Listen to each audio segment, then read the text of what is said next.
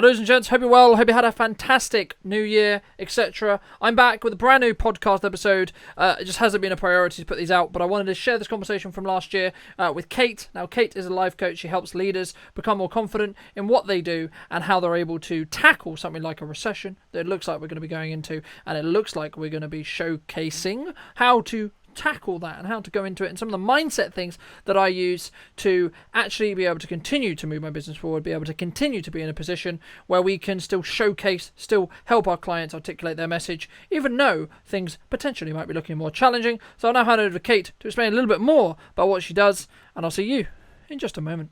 Well, hello, and my name is Kate Adey. I own Kate Adey Coaching. Now, I've been working as a coach for over 20 years, and I primarily work with people who are in businesses. It could be small business or a large business who are going through a transition. That might be going into a new role. It might be becoming a dad or a mum for the first time, so transitioning out of workplace and coming back into the workplace. I have a sort of specialism within that sort of area.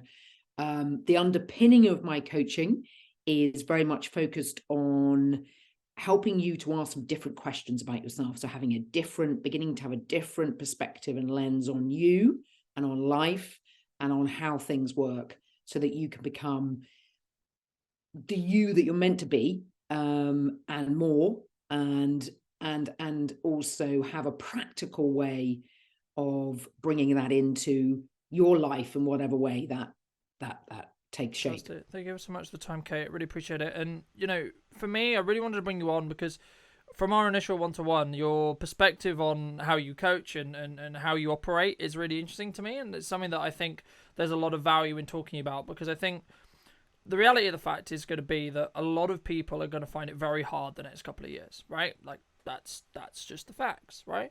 Now, my perspective on that is quite simple. I see as things when they get challenging, things when they get difficult, things when they when there's a level of pain involved, whether that's emotional, physical, or mental.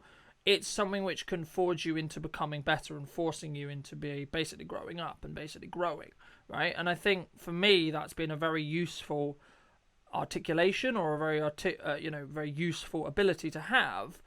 But for those people who maybe don't have that ability, or maybe that they're concerned. I mean, as an initial starting point, if a client came to you and said, look, they're really worried about the recession, they're really worried about what's going to happen, because look, the reality of the fact is this is going to get really rough for a period of time, right? I don't think anyone who understands economics or has a feeling about it kind of is like, this is going to be a bit rough. How do you either help your clients, or how are you personally looking to, I guess, prepare yourself, whether that's mentally, financially, physically, emotionally, for the challenging period that is going to come? Yeah, Matt. Wow, big questions. And I think the if I sort of take my sort of lens on this, if you like, it's almost what we tend to do as human beings is kind of jump into the problem. And the mind is very, very equipped at coming up with a story, a narrative about what it's going to be like. We create the future before the future doesn't exist, but we're creating it. So the one thing I would say, and the simplest thing, is kind of taking that step back, first of all, to kind of look at how things are happening for yourself, but also you can also help others. And one of the things you can begin to look at is see how, if you become almost that observer of life and how stuff happens, you could begin to see that thoughts and feelings and perceptions are very transitory. Yeah. You can probably even, as we're talking, it kind of a thought comes in, it goes, and this happens billions of times during the day. Now, as soon as let's say a thought comes in about the recession, oh, it's going to be really bad, I'm not quite sure how I'm going to cope, so I've added another layer. We layer it so it becomes really sticky and it hangs around, and we believe then that is true. But what we're not seeing, if we don't take that step back, is that it is thought in the moment that passes on. So that's kind of, I don't know whether that's kind of like a micro step Does that resonate with you? I think it's really important because, something which I've found very, very valuable the last year has been having a gap between me and my feelings. So I'm aware of how I feel. Oh, this person has annoyed me. Oh, etc. I mean, there's an entire question of should you give that person that power, and which I'm sure we can get into. But like in layman's terms, let's use the recession as an example. Okay, I am worried about what's coming. Okay, no problem. There's two sides to that. Number one, firstly, take a step back and say, right, okay, what about this situation can I actually control? 100%, what can I control? I can control when I get up, when I go to sleep, and what I do in the middle bit. That's actually it. And then my mind. They're the only four things you can really control, actually 100% have control over. Everything else is out of your control. So don't worry about it. Right? Because there's absolutely nothing, whether I sit here with stress, whether I hyperventilate, whether I have a panic attack, or whether I do absolutely nothing, the outcome is going to be identical. Right? Now, the reason why this space is important, and the reason why I try to, when I coach people, or when I talk to people, or I'm supporting people, I try to bring that space into their lives, is because it allows you to understand how you're feeling, and then go, okay, is this an emotion? Is this a feeling? Is this a reaction which I want? Is that positive? Is this going to move me closer to whatever my objective of the day is, week, month, year, whatever it may be? And if the answer is no, then you just wait, and you, as you say, you wait for that emotion to pass. And whenever I think, heartbreak is a key example, or, losing your job, or whatever it may be, a challenging period in your life, something which I've had in the challenging periods of my life is just telling myself, this too will pass, because it will. And I think the reason why, because people ask me, well, you don't seem worried, do you think, etc., about the recession? I'm like, it's going to be a blip on my long-term horizon. It's at most 2 years, maybe 3 years. COVID was 2 years, maybe 3 years, depending on how you look at it. But we lived that. So why can't we live the recession? Why can't we grow through it? Why can't we move forward? It's about changing your perspective. For me, it's about changing your perspective on it and going, actually, in the grand scheme of my life, is this period of pain actually that big of a deal? Well, on that, I think so the pain, the relationship that we have with pain is around that thought pattern, if you like, that we have around it. So we can make it pretty big mountainous, features of pain. So there's a couple of things that you said there that really sort of jumped out for me, is that space. So what is that space? Now, the space between the thoughts, if you like, because the mind only operates in the past, like pulling things from our past, and it only operates in the future and imagining what things are going to like. But what is that space in the middle? That space is actually who we really are. That space is true awareness that we block and prevent from coming through, which gives us the clarity of, oh, I know the next step. I know what to do next. And I'm not like, you seem relaxed. I'm the same. Stuff happens, but because there is that sense of peace, or, that space that it's there for everyone to access, we can then see what our next step is, given the context that we're in. But what we're not doing is living in our heads in the thought pattern. We're actually living in life and in that space of awareness to see what comes through.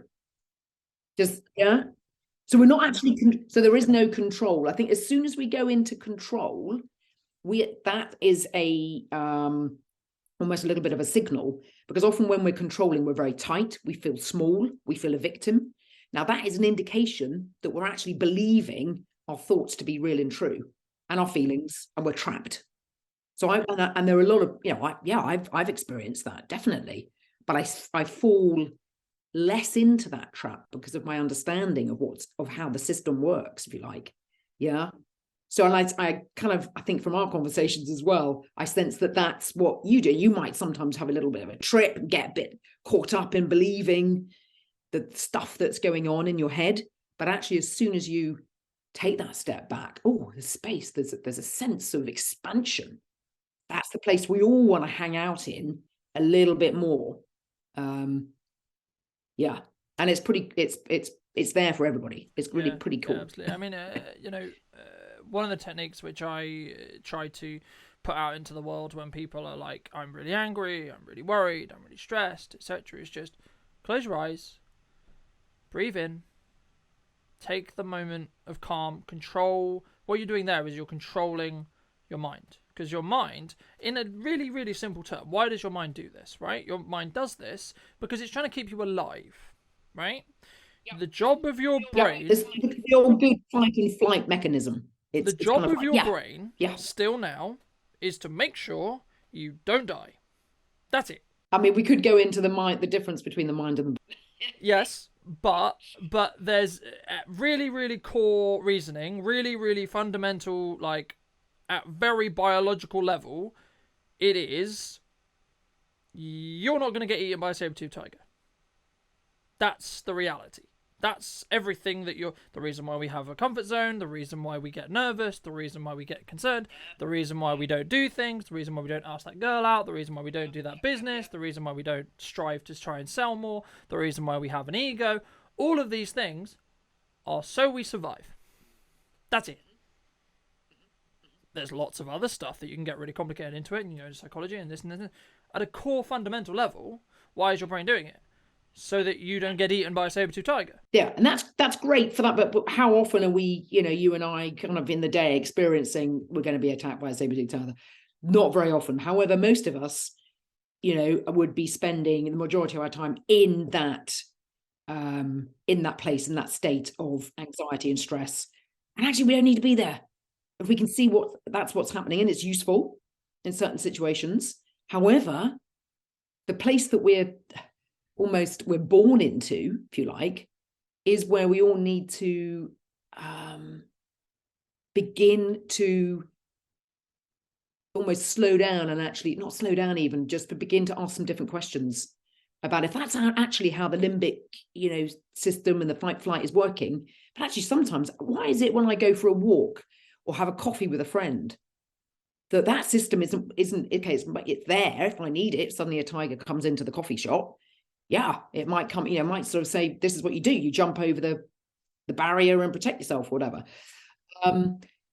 But when we're having that coffee or when we're having a shower, we have that sense of connection, wider connection of love. Can I say that word? You know, it's love of, and that is all of us innately what we are, but we've forgotten, and we get so caught up in the content of the story, of the experience, the thoughts, the feelings. And that's okay, but we've just got to begin to recognize. But that's a part of it. It's not the whole story, if you like. No. Just as a final point, you know, because this conversation will move into, I'm going to call it spiritual territory, I think, soon. But the thing is, and that's a belief system thing, and you know that's great. But the final port for those who maybe aren't as interested in the spiritual side of it, that I would ask them to think about is, when you get anxious, when you get stressed, when you get worried, when you get concerned, remember that this is your body's alarm system to go, hey, by the way, this might kill us. Might kill us. Not going to. And the way you circumvent that is by giving your brain enough evidence to understand that by me giving a talk in front of a room, by me being on camera, by me talking to that girl I like, etc., means I don't die. Right? If you do it enough, your brain will have enough evidence to go back into the past, find those memories and go, we didn't die last time. All the time before, all the time before, all the time before. So that means the likelihood probably is we're not going to die now. Okay, suddenly you won't be nervous. Suddenly you won't be concerned. Suddenly you won't be like, why am I doing this? Why am I worried? Why am I concerned? But, you know, bridging back onto like the belief system aspects, I think it's really important, because we had a conversation just before the podcast about believing in what I would call believing in or trusting in the process, or believing in the process. And I think it's a very important principle, because I think sometimes people misunderstand the point of pain in their lives and how it is a role. Because I honestly, truly believe that, and this is my belief system, is that everything is planned in one way or another by the universe, right? If you were religious, you would call it a god. I'm not personally religious, so I wouldn't. That's fine if you are. But everything is planned, right? So the decision, I'll use the example that I used when I first started talking with Kate. There is a reality where this podcast doesn't take place. That reality has already been written and has already been planned. We chose to turn and go into the timeline where we did have this conversation, and we are having this podcast, and we are having this conversation, right?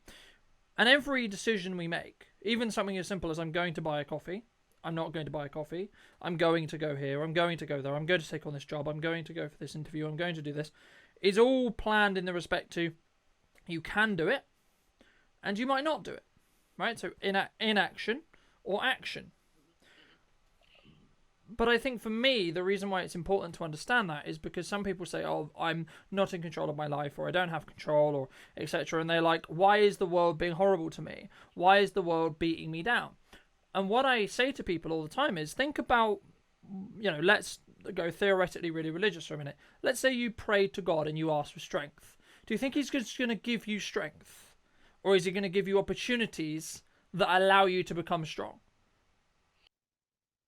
I think, yeah. I mean, I think where I can kind of expand on this is for me, and this is definitely through the I suppose the self-inquiry and the questions that I've asked myself over the last 15 years now. There being a God or a higher power or something else. So I used to pray, I was brought up Catholic. I used to pray to a God external to me, out there. Okay, because that's why a larger entity. Yeah.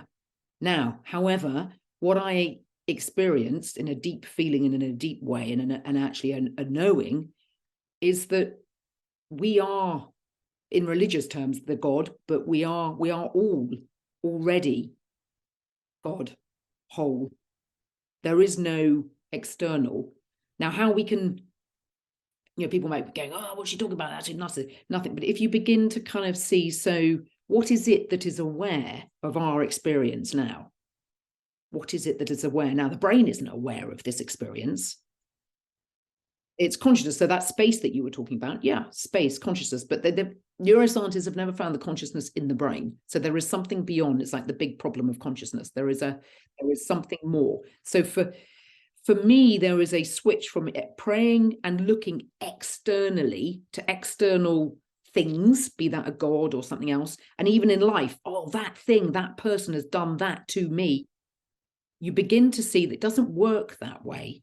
We are always almost like, if you think of a cockpit on a pilot's dash, a cockpit on the dashboard with all the signals. We have got thoughts, feelings, sensations, perceptions all coming through. Yeah, and we're all having our own experience of things that are happening. So it's but then there is, yeah. So it's we can only ever, like me now, if I was to kind of, my experience of you is just literally my dashboard of experience, my dashboard of all those senses. Now,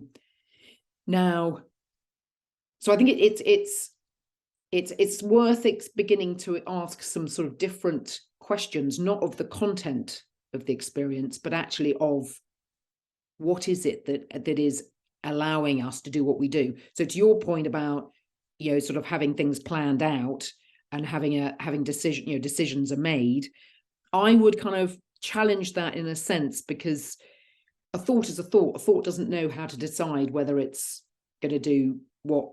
A thought just appears. That is just part of the process. What is it that is deciding? We think and believe it's this mind body. Where does that happen? It doesn't happen. There are choices, but there is no choosing. This is where it gets really, for me, this is where it gets really interesting, right? Because it's a belief system question.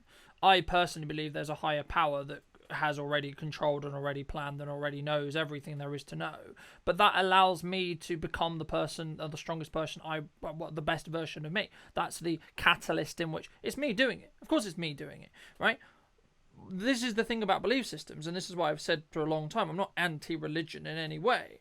If you need a god or a higher power to become a wonderful person of society and a loving individual and a caring individual. Great, fantastic, do it, right?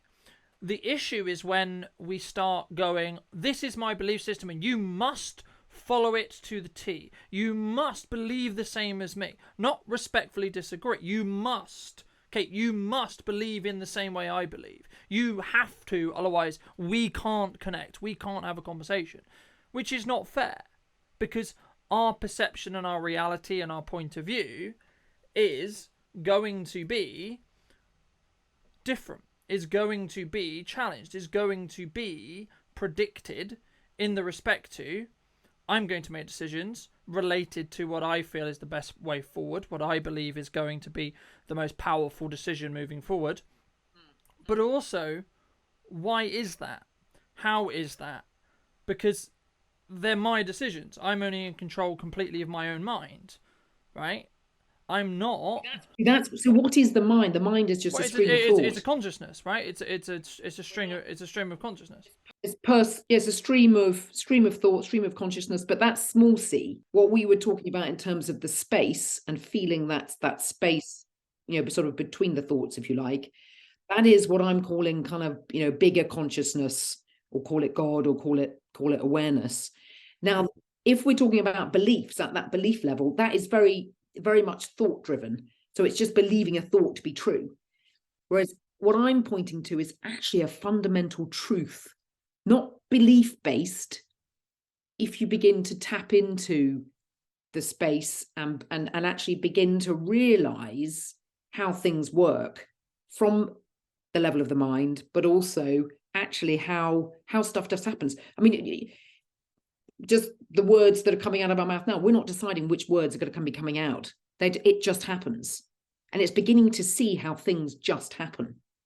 I mean, the reason why for me this is a really interesting conversation is because we're talking about the same thing, but we're articulating it differently. So because your belief system is you believe fully that you're in complete control and it's internally in you, you're going to say that you're going to make the decisions, or it's your choice. Because I believe that an external power is the one controlling and planned everything, and I'm just in the journey, or in the driving seat, so to speak, or I'm just in that path. I just lean back and I trust that the path is going to be correct. The reality is going to be this. It's going to be correct. Yeah, Carlton. I'm more in synergy with the latter part of what you just said, where you were describing what I was when I'm coming from. I disagree, because mine is not belief based at all.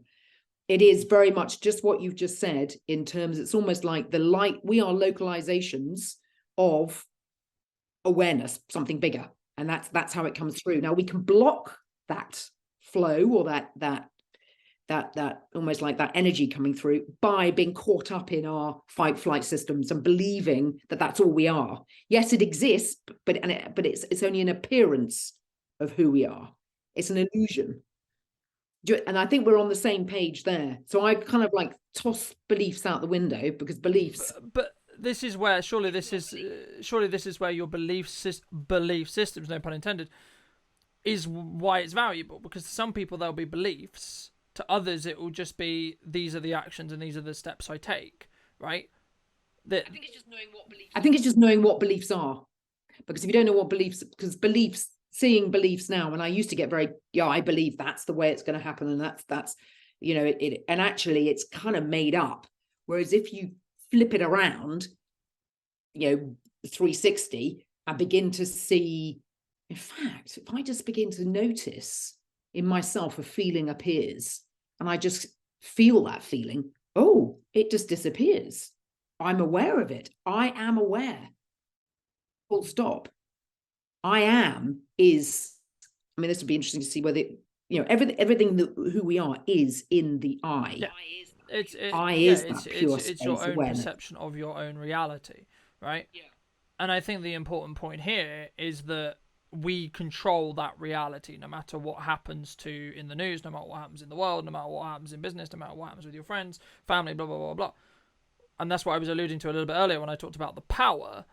We give the power, like, okay, Kate, you have the ability to share your thoughts with me. Cool, fantastic. I have the ability to choose whether it's going to give me the power to piss me off or not, if it does, right? If that's something which I feel is going to be possible or is potentially likely, I give it the power to do so. It's not your decision or your right. You're going to state your opinion, which you're entitled to do and you should do, and it's important for you to do. But whether it actually affects me on an emotional level is down to me, not down to the other party. And this, I think that's really interesting case in point, in fact, because what I'm saying and what you're saying, now we could have a conflict. We could, I help my position in my head about talking about, well, Carlton just said that, I disagree with that, and therefore I'm going to kind of fight back, if you like. That's in that fight or flight mode, or that. Whereas we're not. We're actually just open because we're both in that sort of space. I'm not kind of in my head and believing what I need to say. We're in that connected space, universal space of just fluidity. And that's where it really benefits relationships as well. And particularly, and that's another relevant thing in this time, when things are tougher, harder financially, is it can put a strain, on relationships. However, you can help yourself by, again, stepping back and actually looking everything that, if I'm going to react to what you're saying, it's actually all to do with me. It's nothing to do with you. If that's a lesson, Absolutely. No, I completely agree. We don't, though, do we? We finger point, we blame, but no, it's a lesson and this, for ourselves. I get asked all the time, how do you deal with hate comments? How do you deal with people who don't know what you're doing? And I'm just like, okay, well, let's just theorize that for a second. Let's go back and step back and say, okay, well, why are you worried about what someone on the internet says? What does that say about you? Firstly, do that exercise. Secondly, then go with the level of empathy and say, okay, well, why are they coming to my comment section and spewing what could be perceived as hate towards me? What have I personally done anything to them that could warrant that? Have I just been the thing that they used to vent? Am I just the thing that was used to articulate their point of view, to showcase their point of view, to say, I don't like the world, I don't like the world. Okay, fine. But then actually your response or your reaction should be from a compassionate and a caring point of view, and moving closer back to what every human has in their core, which is love and care. Because the reason why we get annoyed, the reason why we get upset, the reason why we have panic attack, the reason why we get nervous is because of care.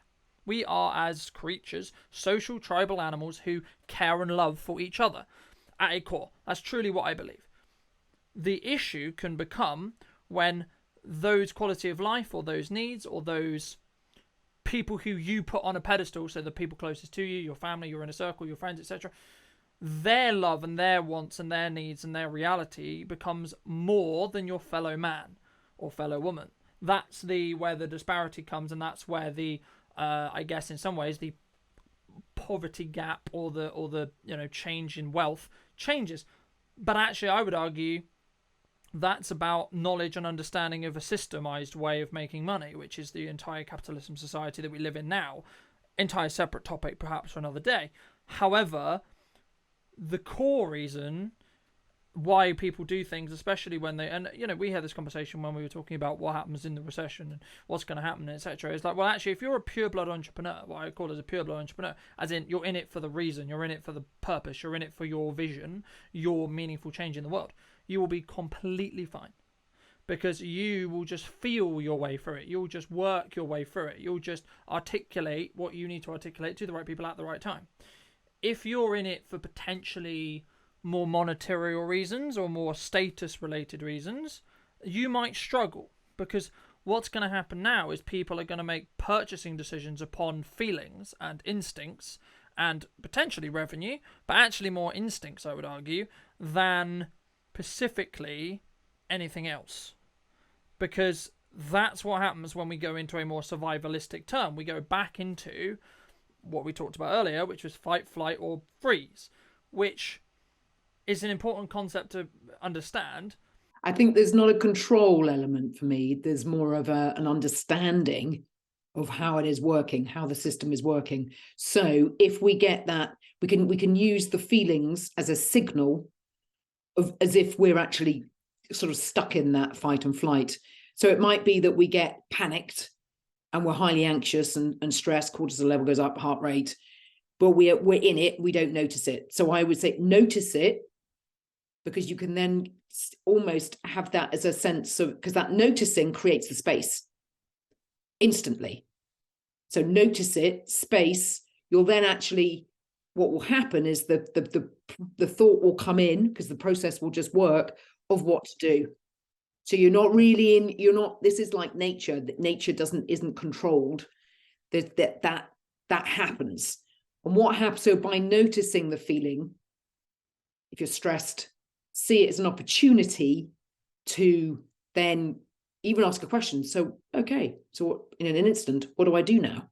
What it does, it allow you then to be more expansive and tap into the awareness that is who we are anyway. And that comes through.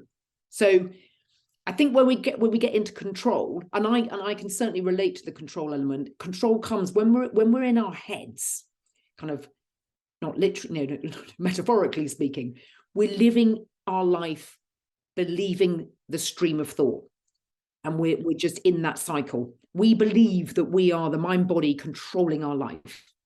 I believe that when I worked in management consulting. My God, I was so stressed out, really, not the whole time, but comparison, or they're better than me, and my system was actually telling me wake up, but I wasn't noticing it. I didn't know what I know now. Okay, and that does detrimental effects on body, on health. I think what you're talking about, I think for me, what jumped to mind when you were talking about that is what actually physically happens to our senses when that response is triggered. Our hearing gets better, our sight gets better, our reaction time becomes faster, because we're pumping adrenaline around our body, right? This is what we would normally use to run away from the tiger or fight the tiger or whatever we're doing, right? But the thing is, I think that some people, when I say, the reason why I use the word control is you can control how deep you go into it. You can control whether you're going to leverage those in heightened senses to work for you, or just be a moment, right? Now, there's nothing wrong with either, but surely you would want to gain control over those so that you can use it as another tool in your toolbox more than a hindrance or an Achilles heel style moment, right? I think what happens in that state, though, in that limbic, and there's an example here, a couple of examples of where pain, like physical pain, is real, but it's not. It's not. So, for example, there was this construction worker who jumped on a nail. Okay, had his big boots on. He's jumping around, screaming, absolute physical pain.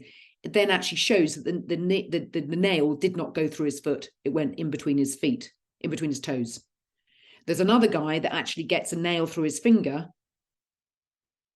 isn't in pain, but his system has recognized you're on your own. There can be no pain. You need to know what to do. And he calls a taxi and goes to the hospital. Now, the point is that the pain is, you're not saying that the pain doesn't happen, but our relationship to the thinking, can make it something that it's not. So for the guy with the nail that just went through his boot, he was believing, oh my God, this has gone through my toe. And he was in panic. He was in freeze. He just didn't know what to do. So if we can begin to kind of see and notice when we're in our heads in that invisible loop, and actually know that that's what happens, that's what the mind does. It just sits in that. We need to begin to kind of take that step back, notice it, and then we can be more in that space and operate from that space. I think it's about, what you're talking about there is being present, right? In the moment. So I'm present with you right now having this conversation. I'm not on my phone. I'm not looking at my emails. I'm not looking at LinkedIn. I'm not anything. I'm concentrating on this conversation. I'm present with you in this conversation. But something that you mentioned about pain that jumped to mind was this very interesting reality, which is like, let's say I cut my hand, right? Until I see the blood, I don't actually feel the pain in my hand, right? Now, why is that? That's because physically I'm hurt, right? I've cut the surface of my skin and blood is coming out of that surface. But until I see it visually and there's a feedback loop in my brain that goes, hey, blood, bad, ooh, right? Or burn. What is pain? At the end of the day, what is pain? It's a warning signal to say, by the way, that thing you just did, don't do it again, because that hurts, or that's bad, or that might end, again, survival mechanism, right? Hand on a hob. Oh, that hurt. Ow, that, not gonna do that again, right? Etc.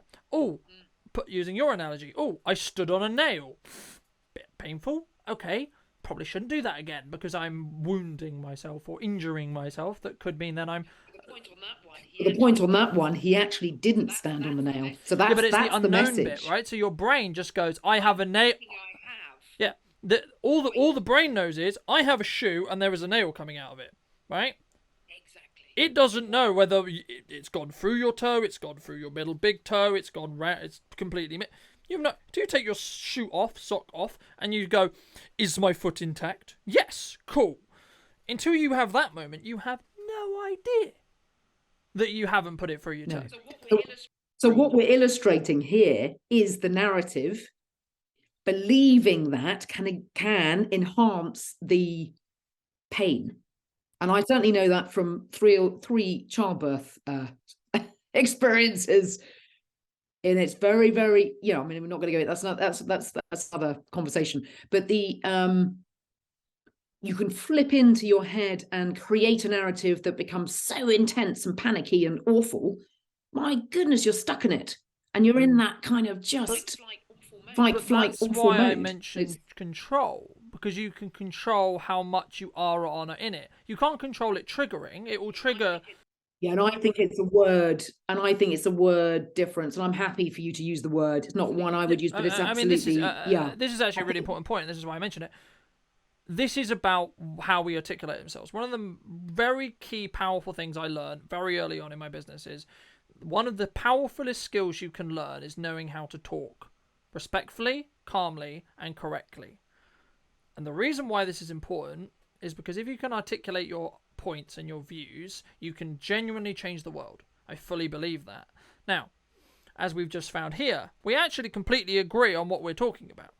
You just don't agree in the language or the terminology which I'm using to refer to what the system is I'm talking about.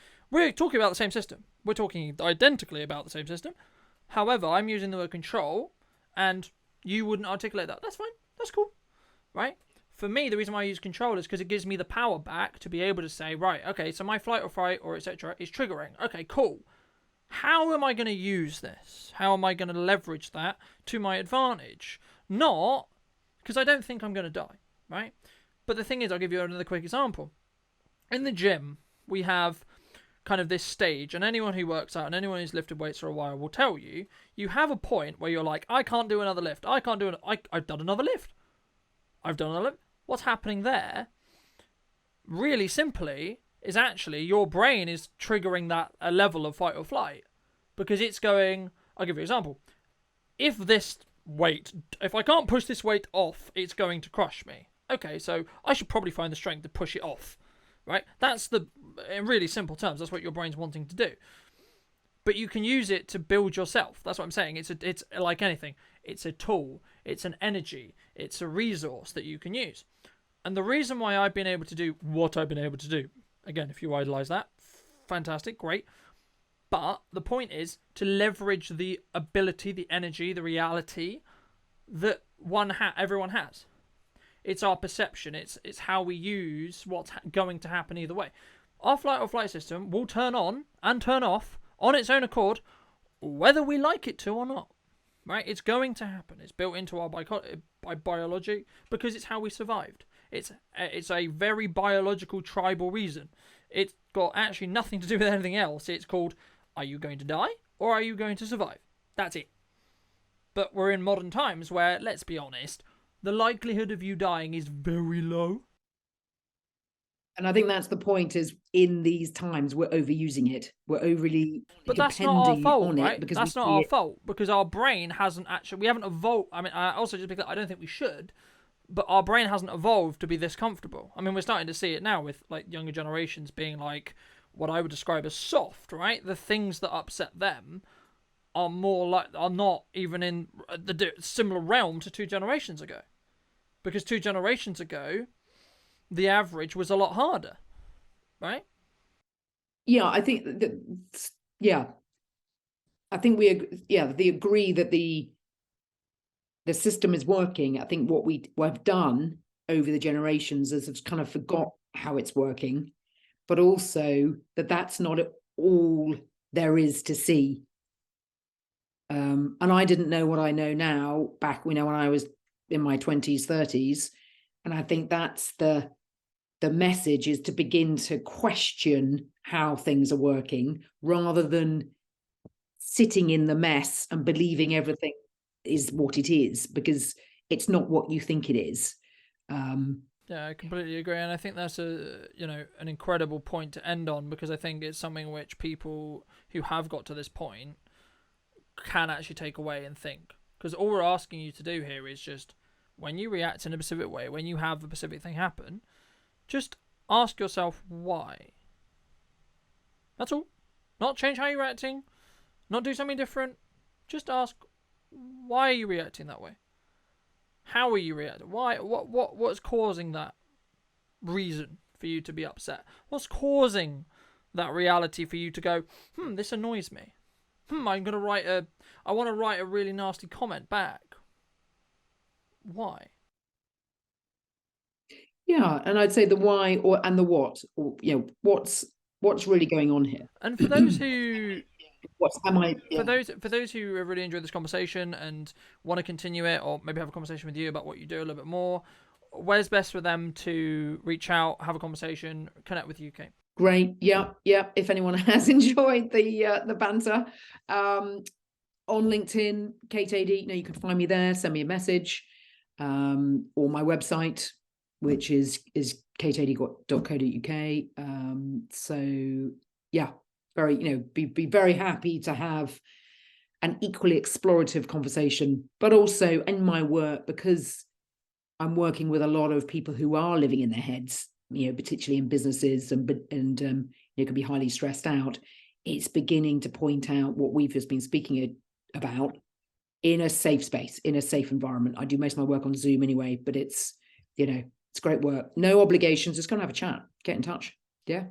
And for those people, just a final, what final piece of advice, what final takeaway would you give the people who have listened to this point? Start looking at start looking at you. It starts with you. Not others out there. Do this, do that. Start with you, and begin to ask some of these questions for you. That's so key. It'll be life-changing, and it doesn't have to take a long time of just beginning to go there. And it might that's why, having conversation with yourself or me can be a nice little small step. And we're here. I think that's it. I love, in terms of being supportive of anyone who just wants to take that little step of going, what does that mean? We can do that in a nice, gentle way. There we come, ladies and gents. I hope you took value from this episode. If you did, I'd love to hear what you think in the comment section down below. I'll be back very, very soon with some brand new content, sharing some talk stuff lately, also some more podcasts coming as well. I'm going through the backlog, and also got a lot of stuff happening and a lot of new changes that I'll be sharing very, very soon. So thank you ever so much for coming back and joining me. This is the first podcast you're consuming and you're watching here on YouTube. Thank you ever so much for consuming it. And if you did find value in it, then make sure to be subscribed so you don't miss the next one. And I'll see you